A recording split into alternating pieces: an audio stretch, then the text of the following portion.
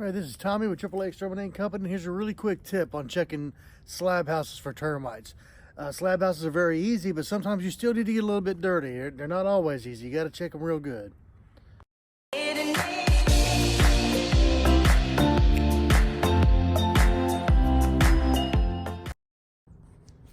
Okay, so sometimes when you're walking around the outside of a slab house, you come across areas like this that are behind like gas tanks. You know, the things might be blocking the outside. So I had to pull a bunch of leaves out. I still need to get back there and get some more out. But when you come across an area like this is going to be a prime area to find termites. You know, there's trees here. This is an area near a chimney, and it's covered by all sides with shade. So this is a perfect area for termites to show up. There's a bunch of leaves in there. It holds the moisture. So when you're doing a termite inspection on a slab house, it's worth the extra time to go ahead in here and do a little bit of work, get yourself a little dirty, and get in here and get some of these leaves out, rake them out, so you can see what's going on with that wood back there. I've got a little bit of it out, but I'm gonna have to keep digging. But it's just a kind of a quick tip for any of our guys out in the field. I'm gonna use this for training to let them know that sometimes we got to move some stuff on these houses. It's not just walk around and jump back in the truck and take off. Sometimes you got to take your time and really get in here and see what's going on. And then the same thing will be true in these areas here. See, we've got a slab. We've got this deck that's been built up. And so we cannot see the foundation wall here in this area right here. It dips down a little bit, got a little planter box here. You can see it there. But then up here, the same thing. And up underneath this deck is just completely inaccessible. There is no getting up underneath this. It's literally on the ground where we need to be. So this is an area you got to remember. This is something we can't see. We need to call this. We need to put this as an inaccessible area where the foundation is. But even though you do that, even though you list that, it is still worth it to come up here and get kind of real close to it.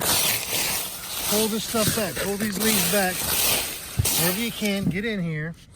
And, you know, you still are going to call this inaccessible, but still you can kind of, you know, you can see a little bit. So, you know, do this inspection. Come here and look at this and look down here. We might be able to see something. Now, we do not have a clear visual, so we're still going to call it inaccessible, but it doesn't hurt to actually, you know, put some effort in here and actually maybe we can see something serious going on behind here and get the people buying the house a heads up. So just kind of remember that in these situations, sometimes you got to get down on your hands and knees, even on a slab. And I know we don't like doing that, and you got to get a little dirty, but it's important. Now we get in here and we look at everything we possibly can look at, just so we can potentially catch something that could be a major issue further down the road.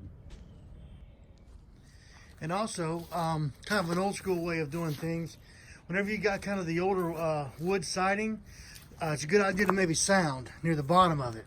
And usually how I do it, I'll take like a screwdriver at the plastic end and just kind of go down like this all the way around the house. Now you got to be careful doing that. I've learned my lesson. You can't do that on like hardy board or concrete cement board. You might actually crack that and break it. Plus, it's not you can't sound that anyway. So you know, don't try it on vinyl. You look ridiculous. But wood, if you got the older wood siding and you know, you can actually get some sound off of it. This kind of stuff is especially good for it. This and like the cedar stuff.